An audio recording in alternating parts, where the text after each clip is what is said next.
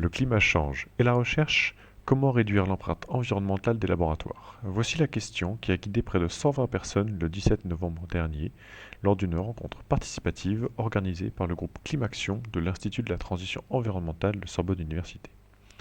Cette demi-journée de travail s'est décomposée en 3 temps. Une session de dialogue et témoignage d'environ 1 heure, une session de travail participative d'un petit peu plus d'1 h 30, suivie d'une synthèse et d'une discussion d'environ 1 heure. Covid oblige, le tout s'est déroulé en distanciel. Un compte-rendu de cette journée est disponible sur le site de l'ITE en complément de cette vidéo. Donc, pour cette première partie, dialogue et témoignage, nous entendrons Catherine Aubertin, économiste de l'environnement au sein de l'UDEPALOC, Serge Janico, climatologue au l'Océan, et Anne-Christine Monet, écologue au MNHN. Suivi de ces 3 interventions, nous entendrons Tania Rosé, puis Nelly Henry et André Esteves Torres.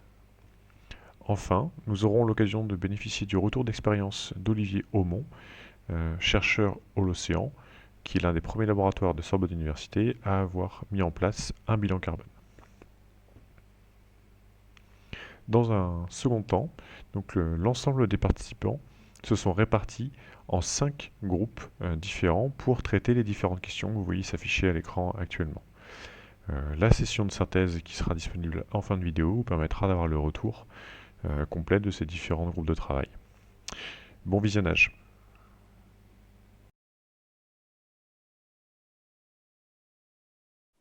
Donc, moi, je suis Catherine Aubertin, économiste de l'environnement à l'UMR PALOC, IRD Muséum, avec Serge Janico, climatologue de l'IRD à l'UMR Océan, et avec Anne-Christine Monnier, écologue de l'UMR CESCO au Muséum. Nous sommes donc chargés d'amorcer les échanges autour de cette question. Pourquoi et comment peut se traduire une transition écologique dans la recherche, dans nos laboratoires? Alors, il ne s'agit pas dans cette introduction de donner des leçons, mais de se positionner de manière personnelle. Alors que se tiennent aujourd'hui des rassemblements contre la loi de programmation de la recherche, nous rappelons que nous sommes conscients que la définition et les solutions d'un problème comme le changement climatique relèvent de processus politiques et sociaux. C'est-à-dire que nous partons de l'affirmation que réduire nos émissions de CO2 dans nos pratiques professionnelles de recherche via la fixation d'objectifs chiffrés, eh bien, c'est un prétexte, un point d'entrée, un analyseur pour nous engager plus largement comme chercheurs et citoyens contre les causes du changement climatique et de l'effondrement de la biodiversité. C'est-à-dire que, au-delà d'un comportement quotidien économe en consommation d'énergie au sein de nos laboratoires, il s'agit pour nous d'accélérer la transition, c'est-à-dire de définir le sens de notre engagement et le traduire par notre implication dans la société. Alors, pour cela, dans notre pratique quotidienne, il s'agit de mieux évaluer les impacts de nos travaux et profiter de la réduction de l'empreinte carbone des laboratoires pour donner un sens au travail individuel et collectif. C'est le premier co-bénéfice de la démarche, ça devrait être de pouvoir renforcer le collectif dans nos laboratoires. Il s'agit aussi d'adopter une posture éthique, c'est-à-dire réfléchir comment définir nos sujets de recherche afin d'étudier les causes de ces changements globaux et leurs conséquences, comment explorer les nouvelles voies de recherche interdisciplinaire, réfléchir aussi sur les sources de financement. Enfin, c'est important, c'est d'articuler les politiques qui sont définies par la direction de nos établissements. On a vu qu'elles étaient importantes, il y avait de forts engagements, et les initiatives de nos laboratoires, avec une ouverture vers les étudiants. Alors, afin qu'ils témoignent de leurs engagements, Serge Janico va intervenir avec pour parler de son engagement avec un abordage, disons, climat. Et puis Anne-Christine Monnier, elle abordera son expérience en prenant en compte un autre problème d'environnement global, c'est à savoir l'effondrement de la biodiversité. Voilà, Serge. Oui, merci Catherine. Vous m'entendez? Catherine, tu m'entends? Oui, oui, très bien. Ouais, très bien. Bien, bonjour à tous. Donc moi, comme l'a dit Catherine, je suis climatologue au l'Océan. C'est un laboratoire d'océanographie et de climat. Et mon employeur est l'IRD, l'Institut de recherche pour le développement. Donc je travaille sur le changement climatique en Afrique sahélienne et sur ses impacts sur l'agriculture et la santé. Alors, j'ai été, il y a 2 ans, assez interpellé par qu'on appelle le rapport 1.5 du GIEC, qui montre très clairement l'urgence à agir face au changement climatique si on veut limiter l'augmentation de la température globale au seuil de 1,5 degré, voire au seuil de 2 degrés, et qui implique en particulier de diviser par 2 nos émissions de gaz à effet de serre d'ici 2030 pour arriver à un bilan net qui soit nul à l'horizon 2050. À cette époque, j'avais aussi été assez sollicité d'une part par la démission de Nicolas Hulot, et puis par le démarrage des grèves et des marches pour le climat de la jeunesse. Et puis enfin, si vous vous souvenez, en été 2018, on a fait face à 2 canicules, dont une en particulier à la fin du mois de juin, qui a entraîné l'annulation des épreuves du brevet des collèges et qui, du coup, a montré très clairement la vulnérabilité de notre société. D'où la nécessité d'une mise en action qui soit rapide et significative et qui, pour moi, se décline à la fois d'un point de vue individuel et d'un point de vue collectif. Donc, sur l'aspect individuel, une de mes tâches est de communiquer des faits scientifiques robustes face au changement climatique, qui soient soit à destination de collègues dans d'autres disciplines que la climatologie, soit plus largement vers la société civile, avec un message à faire passer qui est de bien regarder la situation en face, c'est-à-dire que le changement climatique est déjà largement engagé.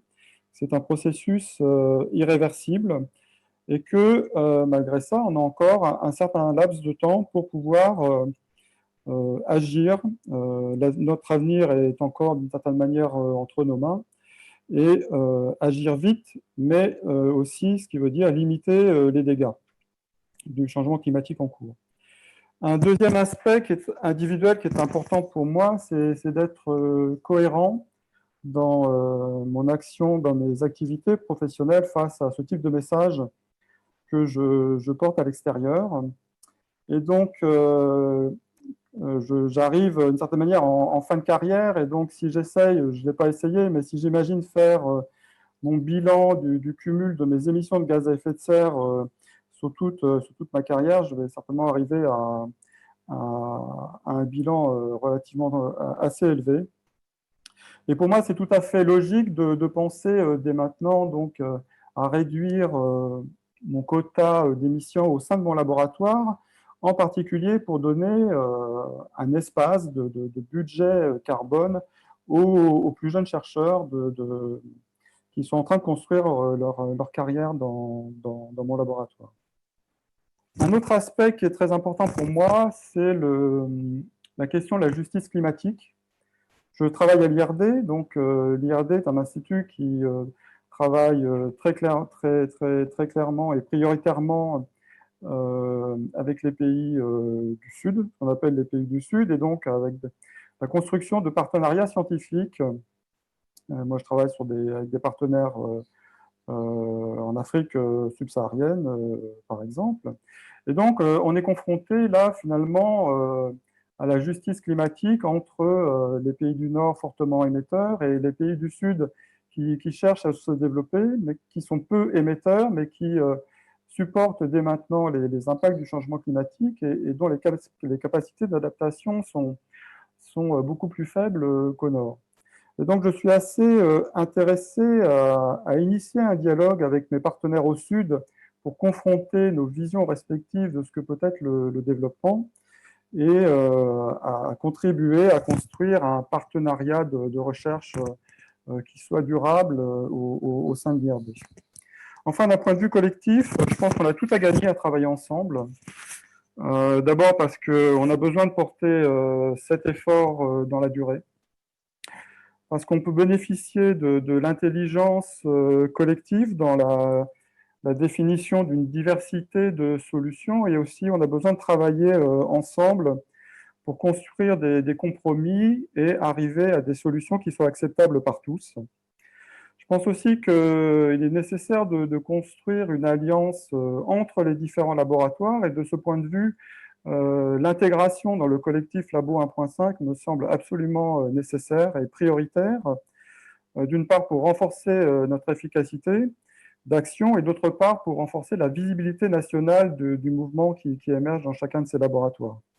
Et de fait, cette visibilité nationale nous permettra aussi de mieux dialoguer et éventuellement de peser sur certaines décisions que les tutelles auront à prendre, parce que on voit très bien que pour résoudre cette question de réduction significative des gaz à effet de serre, les initiatives venant de la base ne pourront jamais répondre à cette question et qu'on doit intégrer, et les tutelles et au niveau des institutions au niveau national doivent s'impliquer très, très significativement parce qu'ils ont des leviers d'action que nous, on n'a pas forcément au niveau individuel. Voilà, et donc pour conclure, je voudrais juste dire que pour moi, le laboratoire dans lequel je travaille est un lieu d'expérimentation de ce que peut être un monde d'après, plus sobre et plus solidaire. Voilà. Je te repasse la main. Merci. Anne-Christine? Est-ce que vous m'entendez bien? Très bien, vas-y. Oui, Catherine? Super. Alors, je m'appelle Anne-Christine Monet, je suis écologue, je travaille au Muséum d'Histoire Naturelle, donc au Centre d'écologie et des sciences de la conservation. Et pour ma part, ma prise de conscience et mon engagement donc, en tant que citoyenne vient de longue date, mais mon engagement en tant que scientifique est peut-être plus récent. Et il est venu d'un constat positif et d'un constat négatif. Et je pense par le négatif, je pense qu'en écologie maintenant, on ne peut plus travailler comme on travaillait avant, à étudier la biodiversité donc dans une bulle, en ignorant les menaces qui pèsent sur l'ensemble du système. Et comme le climat, notre objet d'étude, donc la biodiversité, est considérablement modifié et menacé par les activités humaines et s'effondre littéralement. Et l'état de notre objet d'étude peut nous affecter en tant que chercheurs. Et on est beaucoup à témoigner aujourd'hui qu'on ne peut pas rester neutre face à l'effondrement de la biodiversité qu'on documente actuellement donc, tous les jours dans notre activité de recherche. Alors, qu'est-ce qu'on fait? Comme l'a dit Serge, la première chose qu'on fait, c'est qu'on fait notre travail, c'est-à-dire qu'on va produire de la connaissance scientifique robuste, donc nous sur la biodiversité, c'est-à-dire sur les relations qui lient les êtres vivants entre eux et les êtres vivants avec leur environnement. Mais on est beaucoup avancé que ce n'est peut-être pas suffisant, plus suffisant, face à l'urgence de la crise écologique. Alors, on a consulté récemment la communauté des écologues et on est 84% à penser qu'il faut augmenter l'implication de la recherche en écologie avec la société. Alors, la communauté des écologues a été force de proposition, avec des centaines de propositions d'actions individuelles et collectives à mener. Et c'est le constat un peu plus positif dans lequel s'est ancré mon engagement personnel, c'est qu'on sent ce fourmillement dans la communauté des écologues et des scientifiques, les appels à mobilisation qui se multiplient, une grande diversité d'initiatives, ça a été évoqué par Dominique Patron, et je pense que c'est aussi pour ça qu'on est si nombreux aujourd'hui. Et pour la communauté des écologues, il y a un porte-voix qui existe, qui est notre société savante, c'est la Société française d'écologie et d'évolution. Et pour ma part, je l'ai rejoint récemment pour voir ce qu'on pouvait faire de l'intérieur, donc quel rôle catalyseur on pouvait avoir pour ces initiatives individuelles, de quels outils la communauté avait besoin, comment on pouvait fédérer ces initiatives pour qu'elles ne restent pas des initiatives isolées. Alors, on a organisé cette année donc, avec l'IT de réflexion et de travail qui a rassemblé les écologues et on a demandé à la communauté de s'exprimer sur l'évolution de notre rôle, sur le rôle qu'elle aimerait jouer, d'échanger sur les obstacles qu'elle rencontre et de savoir comment ils voulaient agir. Et je pense qu'entre climatologues et écologues, on a beaucoup de questionnements en commun. Dans cet objectif d'augmenter notre implication avec la société, on peut se demander comment être à l'aise avec cette double casquette de scientifique et à la fois de citoyen, voire de quelles connaissances fournir pour aider à la prise de décision. Et puis, les climatologues ont dû apprendre à répondre aux climato-sceptiques. Nous, les écologues, on doit maintenant affronter des sceptiques. On n'est pas forcément formés pour ça. Et donc, on s'est demandé comment améliorer la capacité de réponse de notre communauté. Et enfin, comme vous le soulignez en introduction aussi, quelle offre de formation proposer aux étudiants, donc en tant que professeurs et enseignants-chercheurs dans les universités. Alors, c'est autant d'axes de travail qu'on a identifiés. Clôturer cette liste, bien sûr, avec ce qui nous amène à discuter aujourd'hui et qui revient forcément à partir du moment où on veut s'adresser davantage à la société. C'est cette question d'exemplarité du scientifique. Alors, les écologues se saisissent aussi de ces questions, donc, bien sûr grâce aux outils qui se développent, notamment Labo 1.5. Il y a des labos donc, qui ont commencé à interroger leur pratique quotidienne de la recherche. Je pense qu'il y a des points communs et quelques différences donc, propres à nos disciplines, donc climatologie, écologie. Mais je pense qu'il y a un point important qui ressort dans nos discussions, c'était celui aussi des financements de nos recherches. C'est-à-dire comment éviter de faire partie des mécanismes de greenwashing, comment contribuer à la valorisation d'entreprises qui ont des fortes empreintes écologiques. Alors, comment on fait tout ça? La question maintenant. Je pense que d'abord, on cherche à s'organiser entre chercheurs. On n'attend pas forcément, en tout cas, ce que ça vienne d'en haut, et même si toute aide est bienvenue et qu'on est à l'écoute et que toute aide est prise. Mais parce que ça prend du temps, ça peut prendre du temps sur notre temps de recherche ou notre temps personnel. Je pense que le défi aujourd'hui, c'est vraiment d'essayer de décharger le poids sur les individus en créant du collectif. Donc, je rejoins Serge, sa notion de collectif et de solidarité. Et quand je vois une journée qui s'organise comme ça, je suis plutôt optimiste. Donc voilà, je repasse la parole à Catherine ou à la suite. Voilà. Bon, ben, je vous remercie. Il n'y a pas de conclusion qui s'impose. Je vais repasser la parole à Jean-Jacques. Ok. Donc, la question autour de laquelle se structure ce dialogue, c'est les chercheurs étudiants doivent-ils s'engager pour la transition? Je me présente d'abord. Je m'appelle Tania Rouser, je suis étudiante au Muséum national d'histoire naturelle dans le parcours Société et Biodiversité. Et je suis par ailleurs membre de l'association LUPA, les universitaires planteurs d'alternatives, qui vise à agir pour la protection du vivant et l'écologie à Sorbonne Université. Donc, je vais parler ici en mon nom, mais je suis par ailleurs membre de l'UPA. Donc, nous allons tous les trois répondre oui à cette question et on va expliciter comment et pourquoi et comment. Donc, pourquoi est-ce qu'on doit s'engager? La transition, c'est un processus collectif et ce sont les engagements à échelle individuelle qui créent une dynamique de groupe. Et dans ce cadre-là, en fait, les acteurs de l'enseignement supérieur jouent un rôle particulièrement important parce que, en premier lieu, c'est un endroit de formation intellectuelle et pratique. Donc, c'est un lieu de formation des conceptions du monde et des habitudes. C'est aussi l'épicentre de la connaissance quant à l'avancement de la crise écologique et sociale. Donc, il y a un vrai rôle à jouer dans la transmission de cette connaissance. Et moi, j'ai tendance à penser que cette transmission de la connaissance, c'est déjà une forme d'engagement. Et dernièrement, en fait, la possibilité même de la recherche et de l'enseignement, elles sont menacées par les bouleversements politiques et écologiques qui ont déjà lieu et qui pourront avoir tendance à s'aggraver en fait si notre société ne s'engage pas dans une transition radicale sur le plan écologique et social, où nous avons toutes et tous une part de responsabilité. Et en deuxième partie, comment est-ce qu'on va pouvoir s'engager? On peut chercher à regrouper nos efforts, que ce soit sous la forme d'associations comme à l'UPA, de collectifs, de comités au sein des laboratoires. On peut aussi utiliser les outils qui nous sont disponibles. Donc, on cherche à établir un dialogue avec les institutions, qui sont celles de l'université dans ce cas-là. Et on va essayer de pallier en fait à la lenteur du changement au sein des institutions en multipliant les demandes d'initiatives en faveur de la transition, donc en créant une sorte de pression de la part des usagers de l'université. On peut aussi créer des lieux accessibles à toutes et à tous dans l'université, qui soient des lieux de discussion et qui nous permettent d'échanger des savoirs et aussi de nous munir d'outils pour prendre du recul sur l'actualité. On peut aussi chercher à s'informer sur les actions qui sont menées au sein de l'université dans le sens de la transition et poser sur ces actions un regard à la fois critique et bienveillant.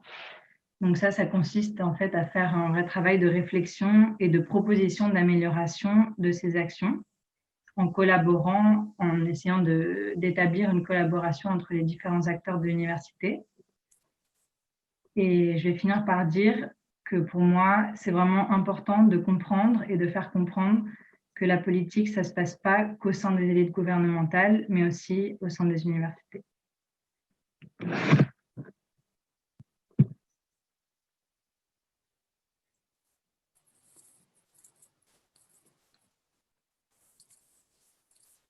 Ok, donc peut-être j'enchaîne sur ce que vient de dire Tania. Donc, comme elle l'a annoncé, évidemment, la réponse à la question est-ce que chercheurs, enseignants-chercheurs et étudiants dans le domaine scientifique doivent s'engager pour la transition climatique? Je pense que tous autant qu'on est ici, on est d'accord pour répondre oui. C'est probablement la raison pour laquelle on est là. Alors ensuite, pourquoi là aussi, je pense que c'est une prise de conscience collective et je voudrais à cette occasion peut-être mentionner le travail de nos collègues du GIEC. C'est un travail ancien, c'est un travail construit, qui brosse un panorama assez détaillé, assez complet, assez convaincant de la situation et qui doit engager, amener tout un chacun à s'engager, qu'on soit scientifique ou citoyen. Alors, ma position vis-à-vis de l'engagement du scientifique, elle est que moi, j'aimerais qu'on puisse la distinguer de l'engagement citoyen, puisque tout citoyen, probablement, doit être actuellement, avoir envie de s'engager dans la transition climatique. Mais je pense qu'en tant que scientifique, on doit avoir une démarche qui soit au-delà de la démarche citoyenne, mais qui soit une vraie démarche scientifique, c'est-à-dire une démarche professionnelle. Et dans ce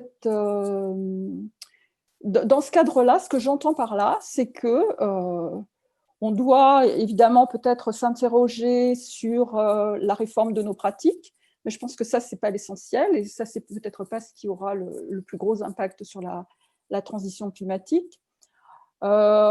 Ensuite, si je veux être un tout petit peu polémique, j'ai entendu déjà une ou deux fois énoncer l'idée de l'exemplarité du scientifique. Et ça, je ne suis pas totalement convaincue que nous ayons une grande exemplarité, que la société civile nous regarde, je ne crois pas ça.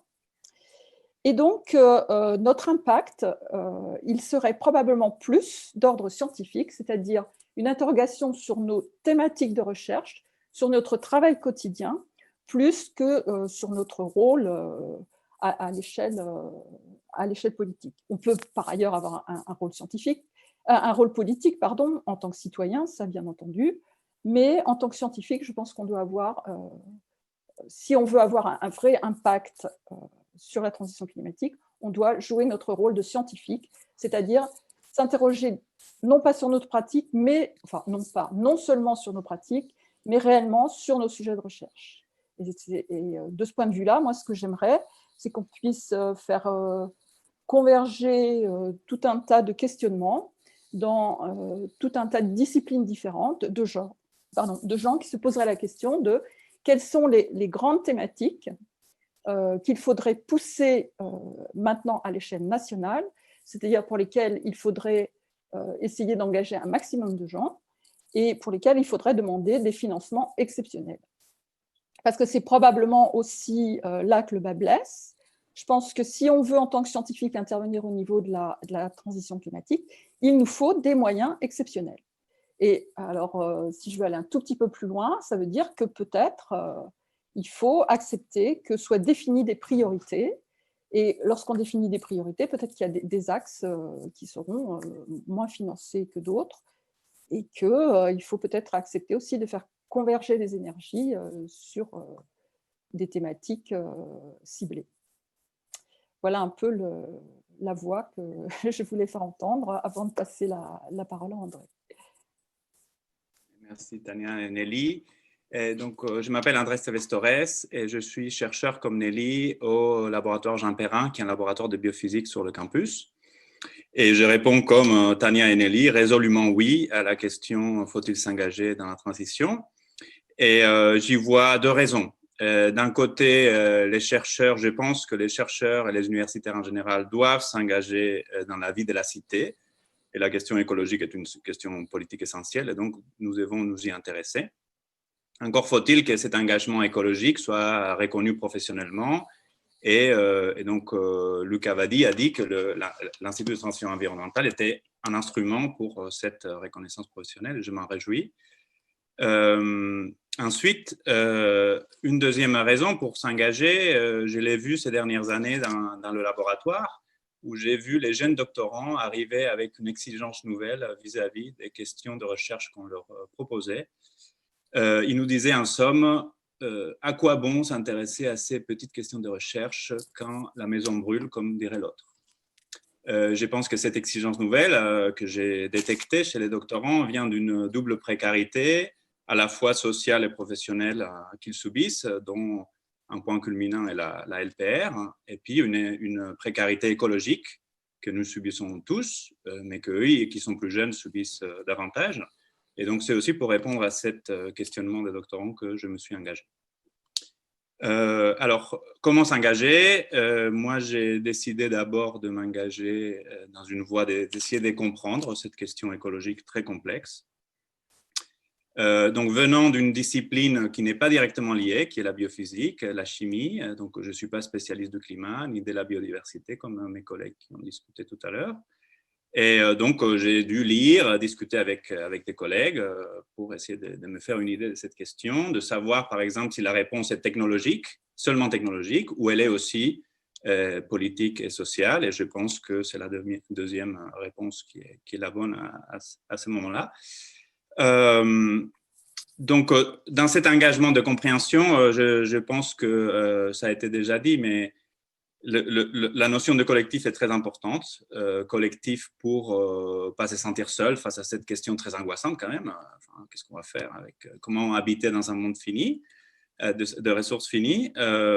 Donc, cet engagement collectif, je l'ai fait à divers endroits, au collectif Laban 1.5 qu'on a mentionné, mais aussi en créant avec d'autres collègues d'Île-de-France l'atelier d'écologie politique francilien, qui est un collectif de chercheurs de toutes les disciplines qui s'intéressent à cette question écologique et qui a deux buts. D'un côté, aller à la rencontre de la société civile, donc organiser des conférences-débats, et de l'autre, constituer, donc étudier en tant qu'objet de recherche la question écologique avec toutes les disciplines, même celles, on va dire, plus éloignées, comme peuvent être la chimie ou d'autres, ou l'histoire, par exemple. Voilà, je voudrais terminer en disant que cet engagement individuel et collectif, il a des limites et que nous avons besoin des institutions pour faire face à ces défis, comme a dit Tania, et que je pense que nos institutions sont dans une certaine impasse, autant les CNRS que les universités, une impasse qui est illustrée par la LPR, qui prône l'individualisme qui est, je pense, contraire à une démarche de sobriété. Et puis, l'autre illustration, c'est le classement de Shanghai, qui n'obéit pas à des critères écologiques. Donc, c'est pour ça que je suis ravi d'être là aujourd'hui avec vous pour débattre de ces questions, avec vous et avec les institutions aussi. Voilà, je vous remercie. Si je peux ajouter juste un petit mot sur ce que vient de dire André, c'est que les disciplines scientifiques qui peuvent s'avérer utiles pour la transition climatique, ce n'est pas seulement l'écologie et l'étude de la biodiversité. Je pense que la chimie a un rôle à jouer énorme, sachant que deux gros morceaux, c'est les recherches sur l'énergie et les recherches sur les pratiques agricoles, par exemple. Et tout ça, ça implique tout un tas de disciplines. Je crois que c'est vraiment très multidisciplinaire. Et en tant que chimiste, je pense que tu peux te sentir vraiment tout à fait dans la discipline qui est apte à mettre sa pierre à l'édifice. Je suis d'accord avec toi, Nelly. Merci beaucoup à tous les trois, Tania, donc Nelly et André. Pour rappel, un institut de la transition environnementale, Luc l'a peut-être évoqué tout à l'heure, je ne me souviens plus, mais c'est un institut pluridisciplinaire, et interdisciplinaire, et qui a vocation à faire travailler toutes les disciplines ensemble, quelles qu'elles soient, sans exclusive. On va passer la parole maintenant à Olivier Aumont, qu'on a retrouvé. Je pense que Olivier a retrouvé la voix. Est-ce bien le cas?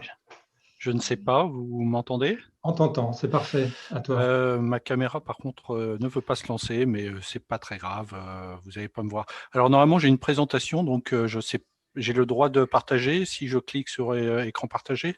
Oui, oui, oui, tout à fait. Ok. Est-ce que vous voyez le partage? Oui. Ok. Ok. Donc, je ne sais pas exactement combien j'ai de temps. Je suis parti sur 10 minutes. Donc, Oui, tu as un peu plus de 10 minutes même, parce qu'on est, on est largement dans les temps. On tient parfaitement le temps, donc c'est tout à fait. Tu as 10 minutes ou un peu plus si tu veux. Ok. Bon, déjà, bonjour à tous. Je voudrais m'excuser pour tout à l'heure. Je ne sais pas ce qui s'est passé. J'ai un faux contact, je crois, sur mon ordinateur et en fait, mon micro ne voulait pas s'allumer. Bon, le problème est résolu, visiblement. Donc, je vais commencer ma présentation. Donc, en fait, moi, ce dont je vais vous parler, c'est une présentation, en fait, d'une expérience qu'on est en train de mener dans l'UMR L'Océan, que Serge a évoqué tout à l'heure. Enfin, en tout cas, Serge fait partie de l'Océan et a présenté l'Océan. Donc, juste pour placer un peu le contexte et en dire un peu plus sur l'Océan. L'Océan, donc, c'est un laboratoire d'océanographie et de climatologie qui fait environ 190 personnes et qui appartient à la Fédération de recherche IPSL qui travaille sur des questions d'environnement global et en particulier de climatologie. Alors en fait, au début de la démarche qui a été menée en fait au sein du laboratoire, en fait, il y a eu une prise de conscience et la chose qui a été notable en fait dans cette prise de conscience, c'est ou le liminaire en fait à cette prise de conscience, c'est que la connaissance scientifique de l'urgence climatique et des problèmes environnementaux ne permet pas en fait ou n'a pas suscité seul le souhait de transition. Alors, ce n'était pas forcément une surprise, mais en tout cas, c'était quelque chose qui a été très net et je pense qu'on peut le voir dans d'autres domaines et qu'en fait, il a fallu un cristalliseur, un catalyseur qui a permis cette prise de conscience et ce souhait d'aller vers la transition. Et comme l'a dit Serge, et j'ai repris ici un peu ce qu'il a dit, parce que c'est ce qui est ressorti en fait des discussions qu'on a pu avoir au sein du laboratoire. Et ce qui a marqué en fait, ou ce qui est ressorti dans ces discussions, c'était le fait plusieurs événements qui étaient soit tous pris ensemble, comme l'a dit Serge, soit individuellement, qui était la démission de Nicolas Hulot, le rapport 1.5 du GIEC, qui peut être par rapport aux autres rapports, parce que les rapports du GIEC sont très anciens, et le rapport 1.5, tout n'était pas nouveau dans ce qui a été dit, et c'est peut-être la façon dont le message a été communiqué, les grèves des jeunes, les marches pour le climat, etc. Donc, tous ces événements, en fait, ont permis finalement de susciter chez un certain nombre de personnels de l'océan le souhait d'aller vers la transition. Donc, en fin 2018, septembre-octobre 2018, il y a eu la mise en place d'un groupe de réflexion qu'on a appelé l'Océan Climaction, qui regroupe actuellement en fait environ une trentaine de membres actifs de tous statuts et de tous âges, et environ 70-80 personnes qui souhaitent être informés des actions ou des travaux qui sont menés dans ce groupe. Alors, je voudrais insister sur une chose qui a déjà été soulignée dans les précédentes prises de parole, qui est l'importance du collectif, qui permet de se soutenir dans un processus qui peut être long et parfois décourageant. Ça permet de partager aussi le travail et on verra par la suite qu'il y a quand même un certain nombre de choses qu'il faut faire, enfin en tout cas que nous avons faites. Et puis ça permet aussi bien sûr de contribuer à la richesse du débat par la pluralité des opinions. Alors on a décidé d'ancrer notre démarche notre transition en fait dans une démarche scientifique parce qu'on est scientifique. Et donc, on s'est appuyé en fait sur 2 outils. Alors ici, je parlerai que d'un seul de ces outils, qui est le bilan GES, qui est un peu l'objet de ma présentation ici, ou de mon intervention ici.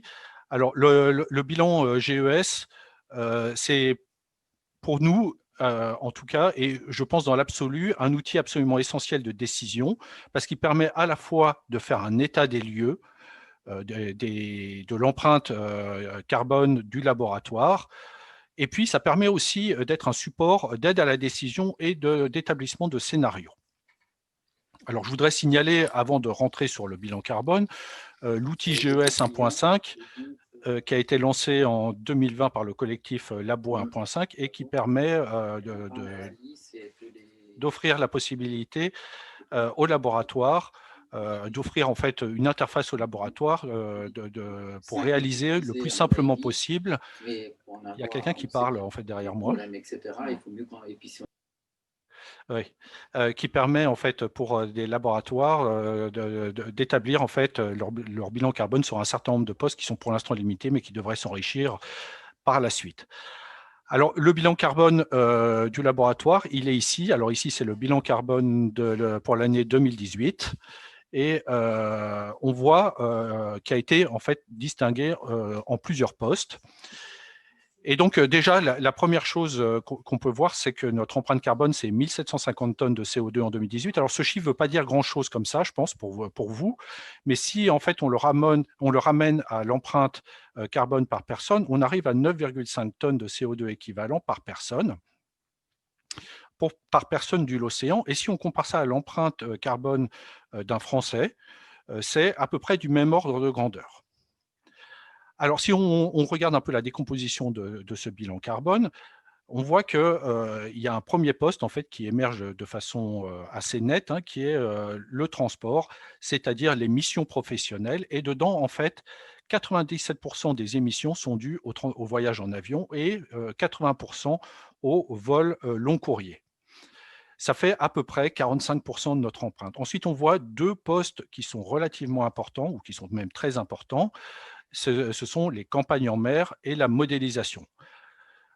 Les campagnes en mer en particulier, et on voit sur le côté droit, je ne sais pas si vous voyez ma souris, mais sur la partie droite, on voit ici un certain nombre d'éléments en fait, de comparaison pour ce bilan carbone. Et on voit par exemple qu'un jour en mer, pour une personne embarquée, c'est l'équivalent de la moitié d'un aller-retour, donc c'est un aller Paris-New York. Et enfin, un poste qui, globalement, est beaucoup moins important, c'est ce qu'on a appelé vie du laboratoire, c'est-à-dire, je ne sais pas si vous voyez, mais c'est repas, bâtiments, consommation énergétique, équipement informatique, etc. Donc ça, c'est un premier, ça a été pour certains, en fait, pour un certain nombre de personnes, une première surprise, en fait, de voir, de connaître. Déjà, ça a été une découverte, en fait, et ça a été une première surprise de voir, en fait, la répartition de ces postes dans le bilan carbone. Ce qui a été aussi une surprise, c'est l'importance du bilan carbone dans le laboratoire pour une personne moyenne du laboratoire, sachant qu'il y a beaucoup de disparités.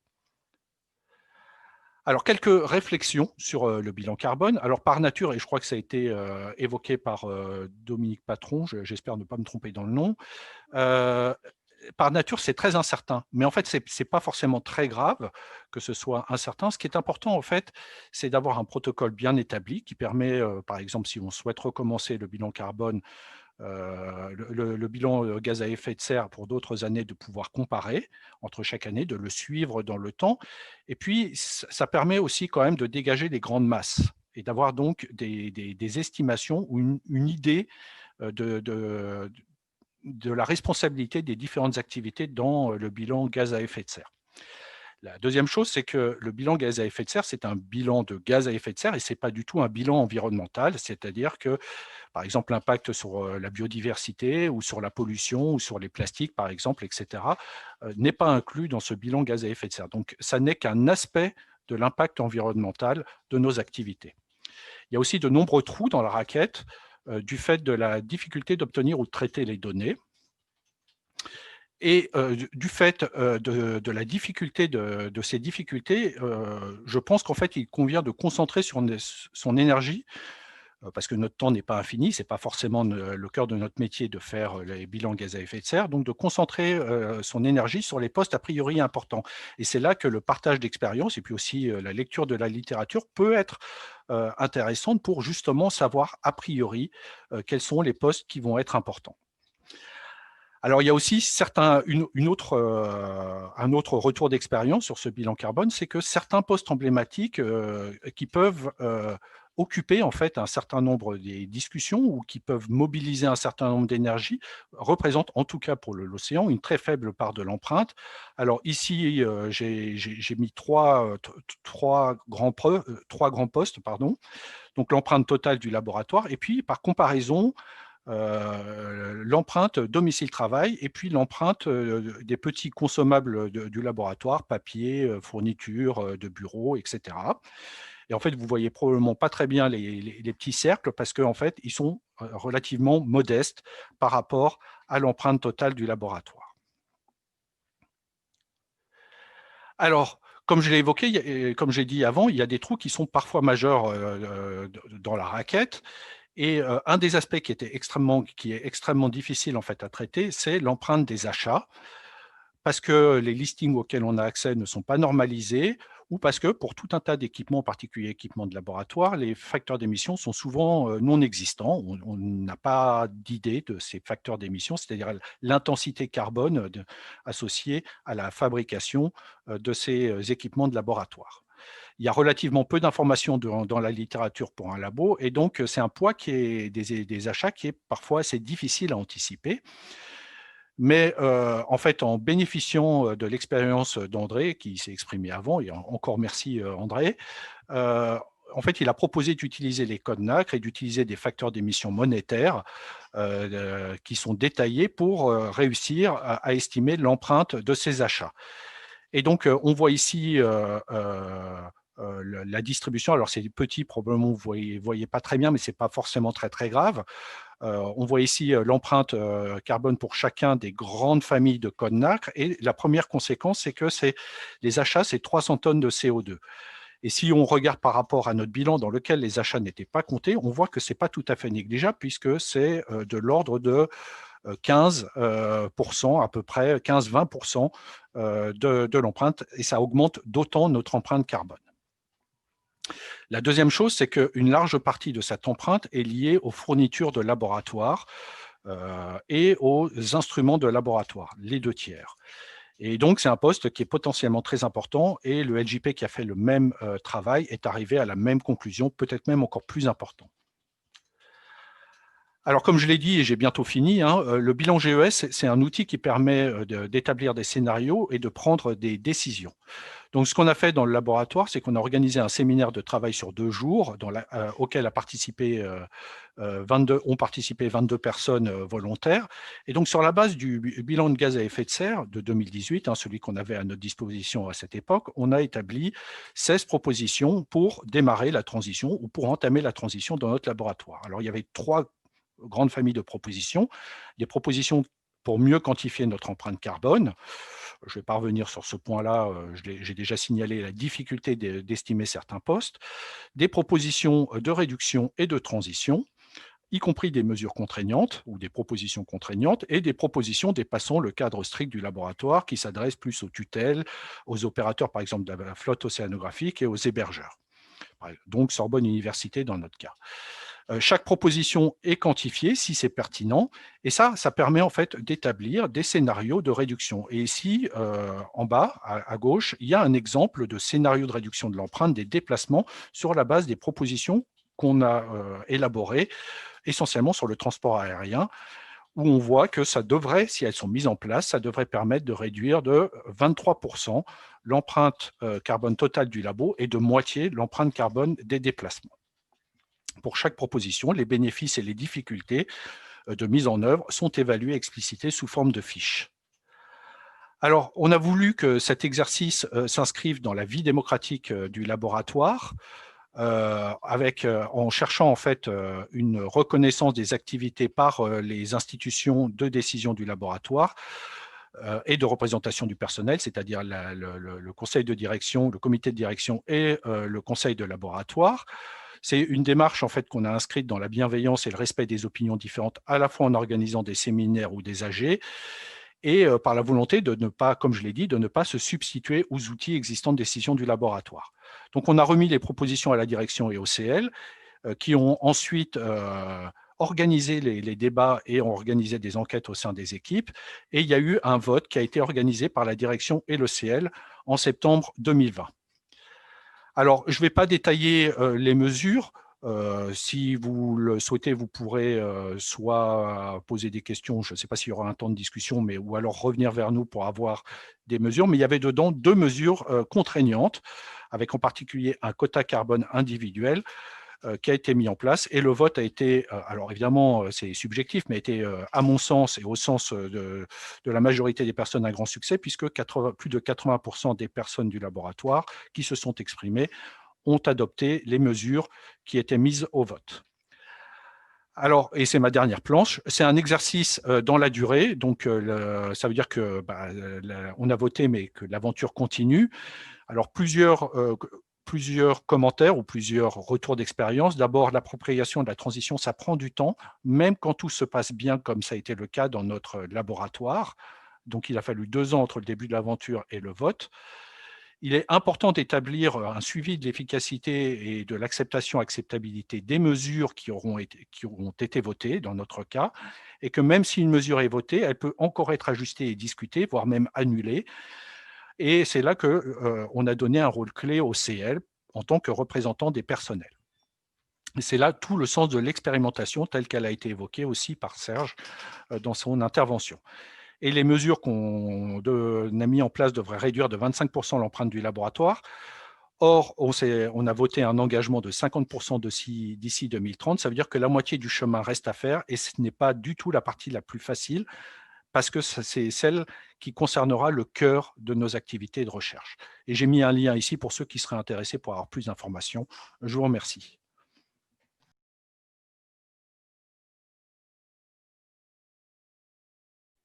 Vous voyez mon écran? Oui, c'est bon. Oui. Ouais, c'est bon, voilà. Donc, en gros, en fait, ma restitution va être très rapide et très simple, parce que je ne vais pas essayer de résumer. Ça a été une discussion très enrichissante, avec énormément d'idées, un magma de plein d'idées, et c'était formidable. Donc là, je vous montre, en fait, on a un certain nombre d'idées qui ont fusé, avec des gens qui ont voté, des idées qui sont préférées par rapport à d'autres. On a essayé de débattre de tous les postes ici. Je vous encourage même vous-même à aller voter pour les idées. Je vous ai remis dans le chat le lien. Ce qui ressort de ça un petit peu général, c'est que premièrement, il y a une énergie dans plein de laboratoires et dans plein de disciplines différentes, avec parfois des solutions qui pourraient être développées, qui pourraient être des idées communes en fait, et où le partage d'expériences peut très bien marcher dans des disciplines auxquelles on n'aurait pas nécessairement pensé. On a une impression en fait, quand on regarde la liste des réductions et les votes des gens, qu'il y a des réductions en fait qui apparaissent comme en fait relativement simples à mettre en œuvre et qui parfois viennent simplement d'une disponibilité de l'information, d'un échange accru entre les équipes et plus généralement d'une prise de conscience de tous les personnels. Après, il y a d'autres actions de réduction qui apparaissent comme évidemment beaucoup plus compliquées, et en particulier une question qui revient, une question de fond qui revient assez généralement, c'est l'intersection entre les personnels, les laboratoires et l'institutionnel, c'est-à-dire qui est le mieux placé pour faire telle ou telle action, d'où doit venir l'information, d'où doit venir l'action, etc., etc. Et plus généralement, je vous avais dit que j'allais être extrêmement bref. Pour finir, il y a aussi eu l'idée que, dans un sens, les réflexions sur les méthodes de réduction de l'empreinte ont une intersection aussi avec beaucoup de réflexions sur l'équité dans la recherche, sur l'éthique dans la recherche, sur même y compris l'équilibre entre vie personnelle et vie professionnelle, c'est des choses qui sont beaucoup revenues dans tout ce qui est campagne terrain, etc., et qu'il y a parfois des comportements qui sont très émetteurs, mais qui correspondent aussi au fait de faire fonctionner sa vie personnelle et sa vie professionnelle. Et donc, c'est ça aussi qui rend l'entreprise de réduction éventuellement plus complexe qu'il n'y paraît, mais en même temps, il y a une telle énergie et plein d'idées qui viennent qui font avoir quand même une vision assez optimiste de la question. Voilà. Donc, je m'arrêterai là et vous pouvez aller consulter les idées, en rajouter et voter pour. Ça va rester ouvert jusqu'à la fin de la journée. Merci. Merci, Aymeric. Je vous propose qu'on passe tout de suite au groupe 2 et puis on aura ensuite un temps de discussion, je pense, sur l'ensemble. Ça sera probablement plus simple. Très bien. Alors, je ne sais pas si vous m'entendez bien. J'ai des petits problèmes là avec mon ordinateur, mais je pense que… On t'entend, Philippe. D'accord, très bien. Donc, en fait, on était 6 ou 7 dans de nos groupes là pour identifier donc, les difficultés et points sensibles pour la mise en place du bilan carbone. Et je pense que le point principal qu'on a identifié, c'est surtout le point de vue du personnel à mettre en œuvre pour faire ce bilan, c'est-à-dire du point de vue de l'équipe de gestionnaires ou même des gens qui sont des chercheurs ou ITA qui doivent s'impliquer dans ce travail parce que dans les petits laboratoires, eh ben, souvent il n'y a qu'un seul gestionnaire ou qui n'a pas beaucoup de temps à consacrer pour ça. Et puis dans les gros laboratoires, par exemple, il y a beaucoup de missions et ça fait des centaines et centaines de lignes à traiter et ce n'est pas un travail qui se fait comme ça en claquant des doigts. Et donc, par exemple, on se disait, est-ce que on peut imaginer de la mise à disposition par l'université d'un personnel CDD ou autre qui serait partagé pour les petits laboratoires ou qui permet de tourner dans différents labos pour aider à mettre au point ce bilan GES. L'autre point, c'était peut-être que c'était la récupération de certaines données. Beaucoup de gens se demandent bien comment pouvoir avoir le bilan énergie de leur labo dans la tour ou dans certaine pièce, comment on fait pour savoir sa consommation de chauffage, d'électricité, de climatisation. Comment récupérer certaines données. Donc, ça semble, c'est aussi un autre point important. Et donc, et aussi un point que j'ai trouvé intéressant, c'est qui peut vraiment être un frein aussi bien au niveau du laboratoire qu'au niveau des chercheurs, c'est les critères de jugement de l'HCERS, parce que bien sûr, partir en mission, partir faire des missions sur le terrain ou sur les grands instruments, bah, ça compte. Et si quand on met en place le bilan carbone et on prend des décisions qui, par exemple, entraînent une réduction de certaines missions, bah, certaines personnes vont pas être contentes si on les empêche, si on les incite à ne pas aller présenter leurs travaux ou à l'autre bout de la planète, etc. Et de même pour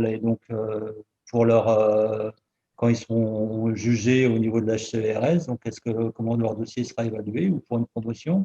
Et aussi de même pour les laboratoires, s'il faut vraiment que ce phénomène que l'HCERS a un critère très clair pour que tous les laboratoires s'y mettent en même temps et pas qu'on les favorise un plutôt que l'autre, parce que si, bien sûr, on se dit si on a un qui démarre et l'autre qui ne démarre pas, et ben, on risque d'être jugé sur des critères qui seront plus valables.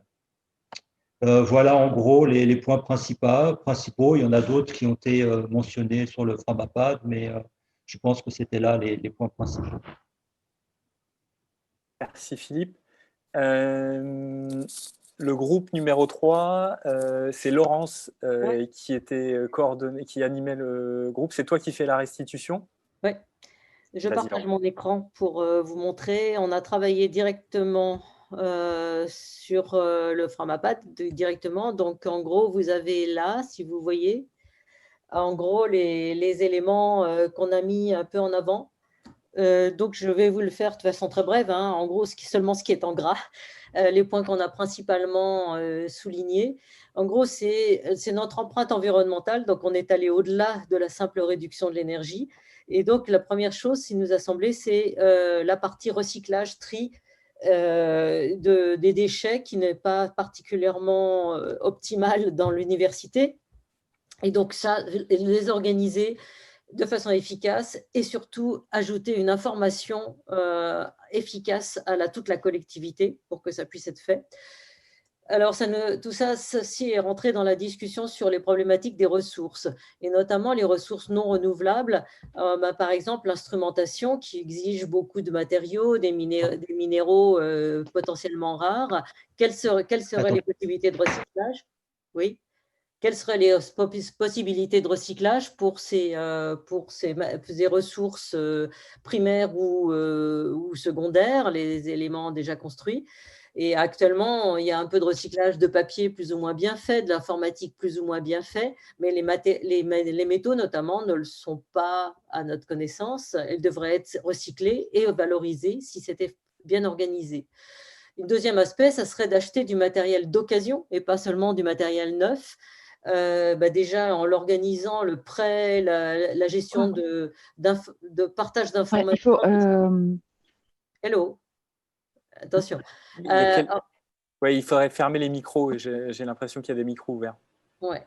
Donc, organiser le partage d'informations à l'intérieur de l'université pour qu'on puisse éventuellement bénéficier de matériel, que ce soit du mobilier, des instruments ou autres existants et plus utilisés dans d'autres structures de l'université.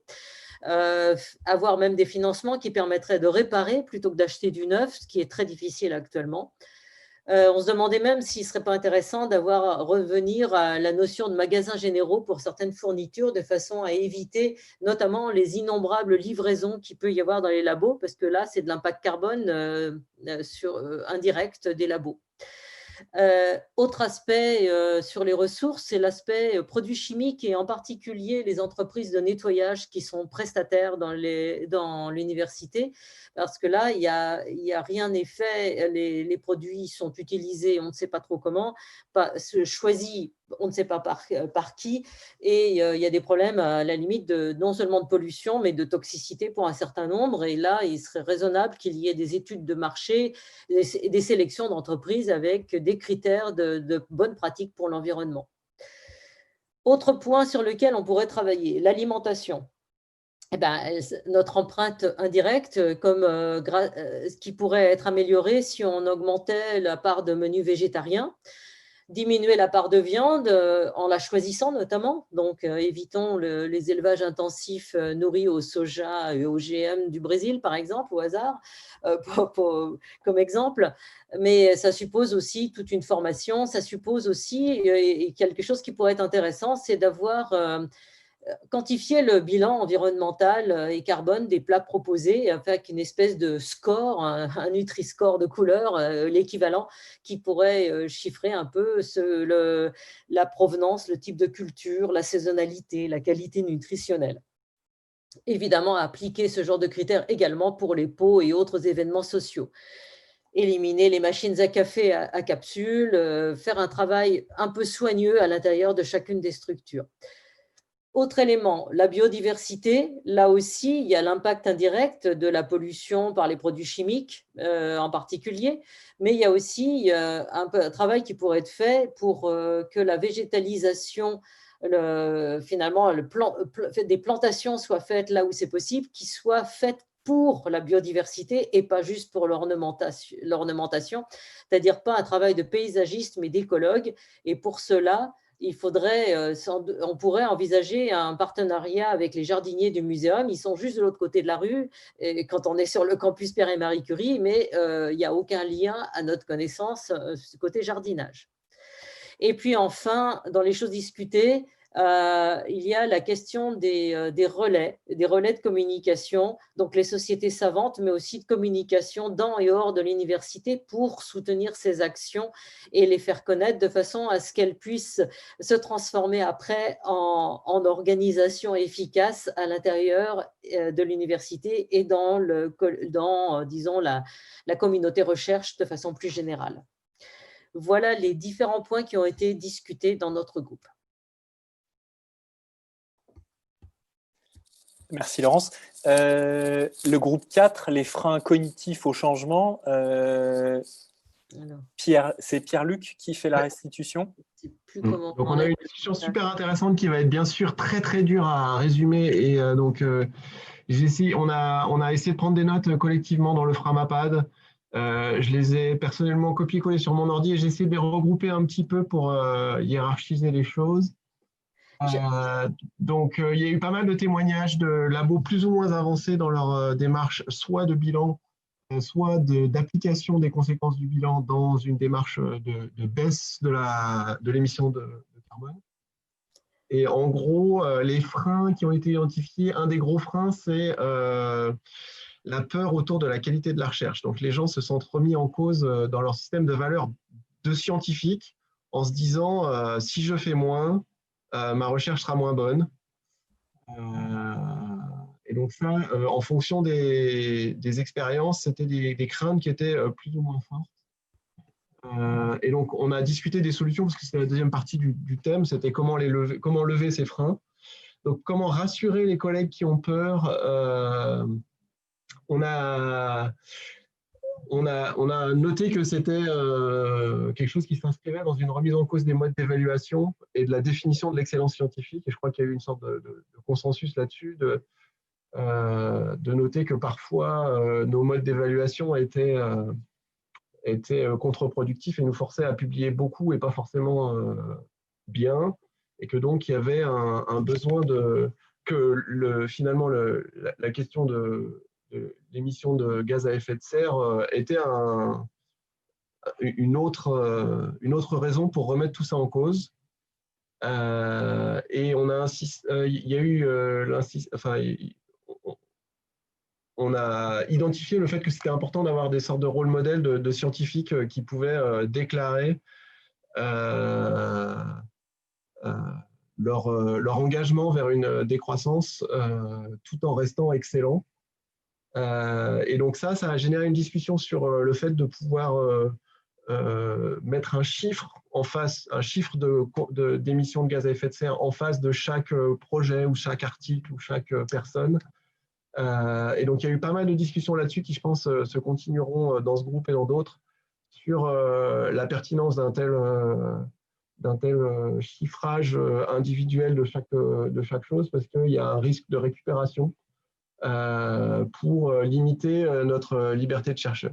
Donc, comme dans plein de domaines de la vie, on sent une tension entre la liberté individuelle et l'engagement collectif.